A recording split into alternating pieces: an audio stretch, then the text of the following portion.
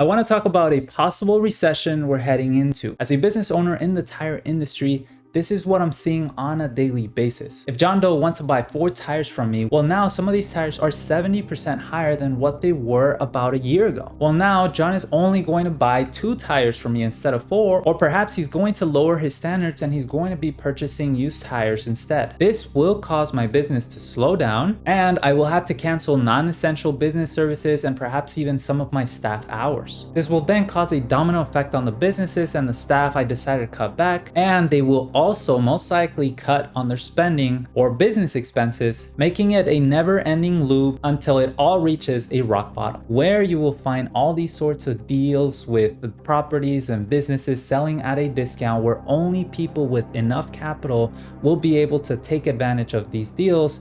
And that is why... What is going on, guys? My name is Fernandoherrera, and in today's topic of business, we're going to be talking about a specific topic I've been hearing a lot of people talk about, and it's about the slowdown in the tire industry. And I'm sure there's a slowdown in pretty much any industry right now because the economy is a little bit iffy, but I want to talk to you in this video how I am personally preparing my businesses for a possible recession. And again, this is just my opinion. I thought it would be a good idea to address some of the common things a lot of us business owners in the tire industry are looking at, some of these tire manufacturers, tires warehouses, or even tire shops. So it's important for us to kind of like gather all this information, and hopefully this video can help you understand this idea a little bit better. I've been hearing it from a lot of people. If 2022 was a bit rough, 2023 is supposed to be a little bit more rough or more bad, which again, I try to be very positive, but just in case, let's just talk about our options here. Now, before we continue, it has been brought to my attention that only a small fraction of you guys watching right now are subscribed to my channel. So please help this channel by just gently tapping that subscribe button and tap that like button, because it helps push this video to other tire shop owners or tire warehouse enthusiasts, and it really helps me and helps the video a lot. So thank you so much for that support. Also, thank you so much for the sponsor of this video, Synergy Sage, but I'll be talking about them more towards the end of the video. So as we all know, inflation has been out of control. From tires to eggs to the groceries you buy, you definitely have felt probably the impact of inflation by now. But recently, the reason why I wanted to do this video is because I've been hearing a lot of people, especially tire shop owners or wholesalers, talk about a slowdown and how they feel consumer demand for tires is slowing down, or at least consumer uncertainty is increasing. On a personal level, I can witness that all my businesses, from the drop shipping business to the brick and mortar tire shops or the wholesale business, have seen a slowdown. So it is true, personally speaking. And now, while in Vegas, it is kind of typical to expect a slowdown towards winter, towards fall and winter, because, people are just not as excited of buying tires. It's no longer as hot, and, tires aren't blowing up. This year kind of feels a little bit different. And for that reason, I'm preparing myself to be protected in the case that the economy just gets worse. And we hope for the best, but really we plan for the worst. Now, what I think is going on, and again, guys, this is just my opinion, but I think that big companies are laying off people, and this is causing somewhat of others being afraid. People are starting to value more their job. They don't want to get laid off because they have mortgages and bills to pay, and so now there's more uncertainty. And so what happens when there's uncertainty? When people aren't sure that they can have a job, then suddenly they start to panic, right? They start thinking, well, if I lose my job, am I going to be able to pay for my kids' school? Am I going to be able to pay for food, for my groceries, for my car? And so they start really taking care of their job. They maybe start cutting back on expenses, which again leads to slower demand overall in the economy. They go back to saving in essence. And so again, going back to that example I gave in the very beginning, if John Doe was going to buy 4 tires because normally that's what he gets, well, this year, maybe with all this uncertainty, he's probably not going to drop $800 on 4 new tires. He's probably going to instead just buy 2 and kind of just, try to wing it with the other 2, or even switch to a more affordable option, or just use tires in general. So in essence, people are afraid, they're wanting to save money, and that's why I personally feel there's a slowdown. Everything is becoming more expensive, and we don't see that stopping anytime soon. So again, people are starting to think, well, even if I keep my job and everything keeps going up, will I be able to make ends meet? And so again, that's why they may be also reducing in their spending. So there's a lot of reasons why people might be, cutting back on spending, but uncertainty is just one of them. So now again, I really don't know how bad this is gonna get, but hopefully this video can help you set some preventative measures and more than anything, analyze your exposure to just particular markets. Because my first point here is going to be, are you only serving a one type of customer or are you serving multiple types of customers? And what I mean by here is if you're a tire shop, are you only serving the retail, B2C kind of type of consumer that comes buying those 4 tires, John Doe in this case, or are you actually serving some fleet accounts, some businesses that hopefully plumbing companies, taxi companies, in different industries, I had this very big issue with one of my wholesale businesses some years ago where I only focused in the rental car companies. And so when the pandemic hit, all these rental car companies, tourism stopped like by a whole bunch. And so suddenly my business was impacted because I was too heavily dependent on that category. So you want to make sure that you're not just dependent on one category.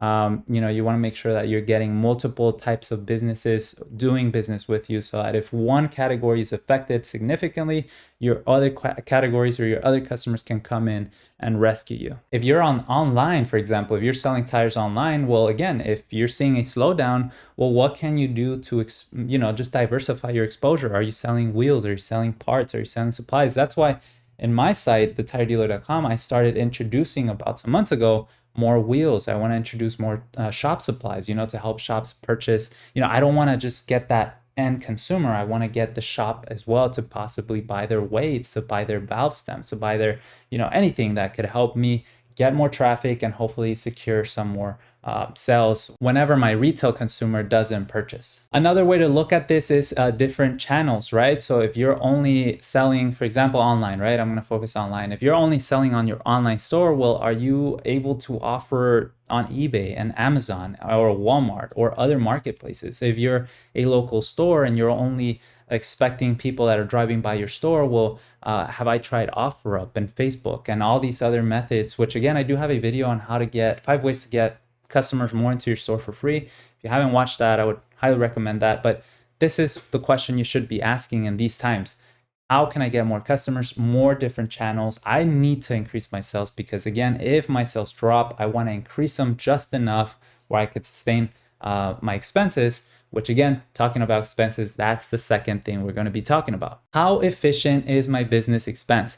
And I can tell you right now, it doesn't matter who you are. Whoever it is that you're watching this video, I can guarantee you that if you and I were to sit down, open up your accounting books, I can guarantee there would be at least 2 to 3 expenses in there that are completely irrelevant or that they're just really not used or that they could just be cut and nobody would even know or feel a difference in the business. So for those businesses who don't know, the definition of efficiency really means to accomplish the same outcome you're doing it, but with less resources. So again, if company A can make $100,000 in sales and they spend in operations $50,000, well, company B can make the same 100,000 sales, but with $30,000 in expenses and operations, right? So that means that company B is a lot more efficient because they can produce more with less. And that's a company you want to be. That's really the purpose of the whole administration, right? How can we make the same results or improve our results with the same current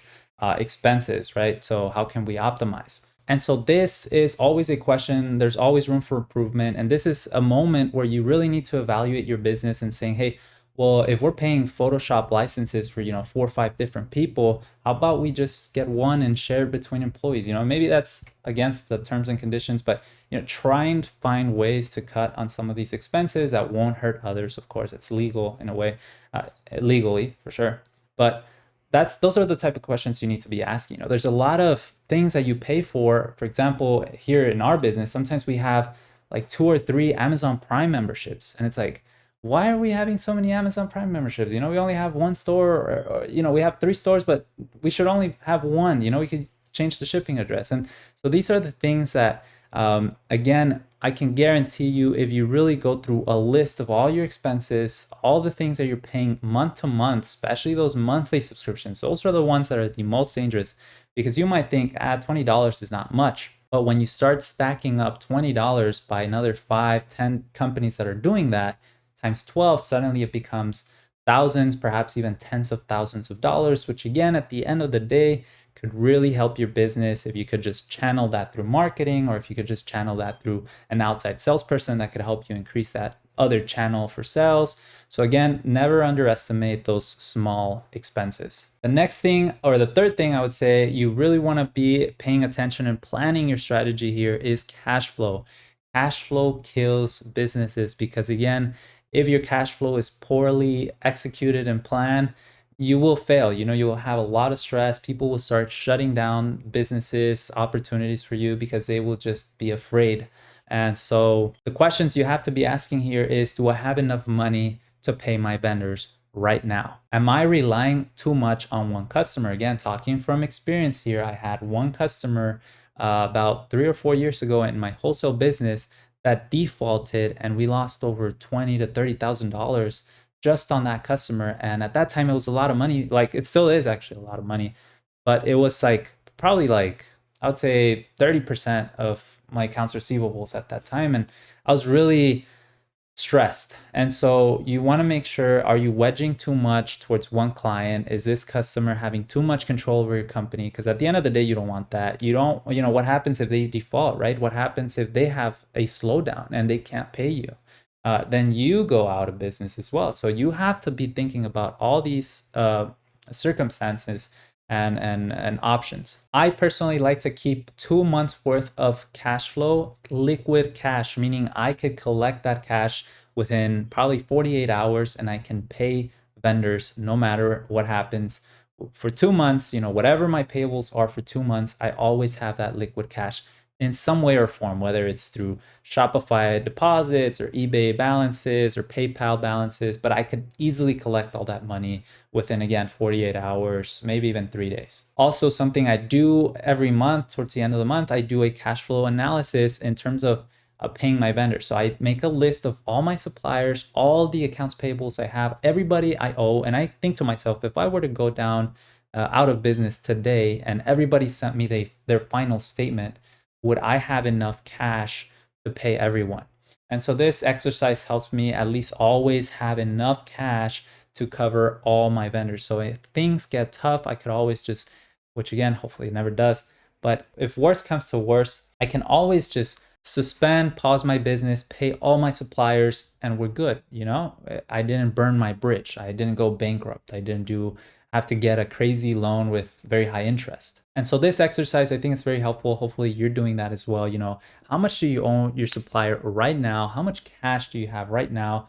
And how can you pay that? If you have equity on your company, and if you've been building equity in your company for several years, you're not going to have a problem with that. This is mainly more towards smaller or startups, who are just trying to build that equity. But in the beginning, while you're building that equity, all those losses, if you have some negative months, then you're suddenly piling up negative equity. And eventually, if that negative equity is too high, you could go bankrupt. Also, some people might say, well, why do you have cash? It just makes no sense. Well, I do have an American Express savings account, which just recently launched not too long ago, but I do get a 1.2, I believe, percent, which is pretty good. I normally keep $40,000 roughly in that specific account. So that's about $30 to $40 a month, which doesn't come, I see it as a free lunch, who doesn't like free lunch? So if you're interested in that bank account or opening a new bank account, I did leave my referral link below. It's a good way to just support the channel. And finally, the fourth thing you should be asking in order to prepare yourself for a recession or possible recession is staff. And I hate it. I know it's something that it's a last resort, and that's why I left it towards the end. But do I have too much staff? Or another question is my staff efficient or productive enough? Going back to that efficiency definition, if I have staff, the way I see it is a total amount of working hours, right? So if I have 10 people that all work 40 hours, well, I have 400 hours a week, let's say, or 400 hours, a week, because they work 40 hours a week times 10, that's 400 hours of power I have for an entire week.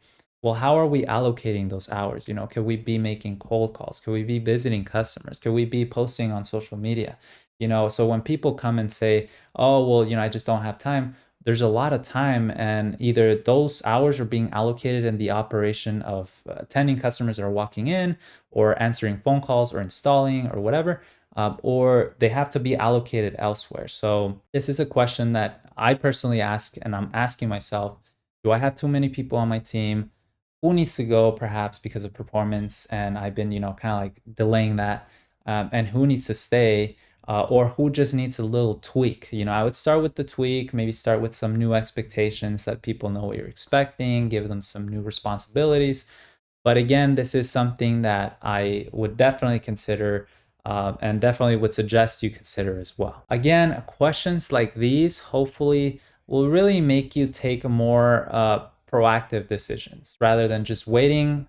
You're going 2 or 3 steps ahead. And now this last thing is really just a bonus, guys, but really, when was the last time you reviewed as a business owner or as a shop owner or as a manager or whatever, when was the last time you reviewed your business financials, an income statement? And for those of you who don't know what an income statement is, it's just your sales, the cost of your product, and your expenses in terms of cost of operating expenses, and your profit. How much are you guys actually making?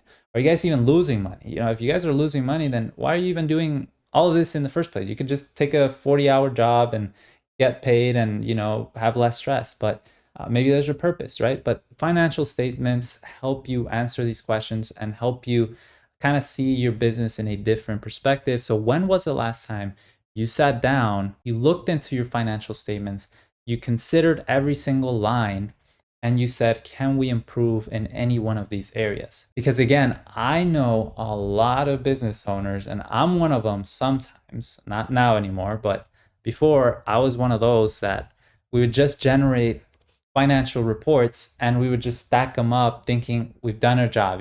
Financial statements are done, we're good to go, done. But the financial statements, really, they're worthless if you don't analyze them, right? So they need to be prepared, and then somebody needs to sit down and say, what are we going to do? What are we going to change? There always has to be something to change based on financial statements. It's like your grades from school, right? If you took an exam, you got your report, your progress report. Well, you see that you got an A here, a B here, a C here. You got to work harder on the C to get it to the A because you want that higher GPA or whatever, right? So that's the same thing with financial statements. Really, financial statements are the score of your company. And if you're not even analyzing them, if you're just making the report, then you're really not doing anything at all. Now, for those of you who are saying that they did review their financial statements, let me ask you this.